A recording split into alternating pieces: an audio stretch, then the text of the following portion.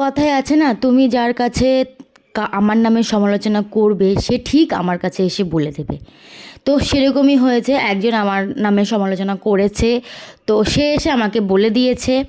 আমি কারো নাম বলবো না। তো আমার আমার চেনা যায় নাই, তো আমাকে ও বলছে যে আমি নাকি ঠিক করে কেক বানাতে পারি না।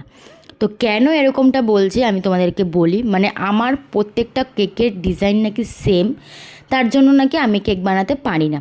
তো তাকেই আমি বলছি আমি প্রত্যেকটা কেকের কেন সেম ডিজাইন রাখি, কারণ সবসময় সবার সামর্থ্য হয়ে পারে না কাস্টমাইজ কেক নেওয়ার, ঠিক আছে?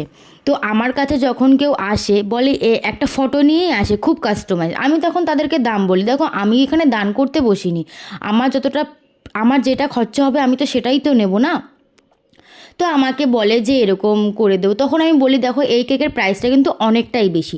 তখন তারা বলে যে অত প্রাইস তো আমার কাছে নেই। আমি সত্যি তাদেরকে ফেরাই না, আমি তখন তাদেরকে জিজ্ঞাসা করি তোমার প্রাইস কত, তারা বলে এত। তখন আমি তাদেরকে আমার করাই ফটোই দেখিয়ে বলি যে দেখো এই কেকে এই প্রাইসের মধ্যে এই কেকটা চলে আসবে। তখন তারা বলে ঠিক আছে, তার জন্যই আমার কেকের সেম ডিজাইন হয়, ঠিক আছে? যাতে আমি চেষ্টা করি যাতে তারা আমার কাছ থেকে ফিরে না যায়, যাতে যেটুকু হোক তারা তাদের প্রাইসের মধ্যে কেকটা তারা নিতে পারে।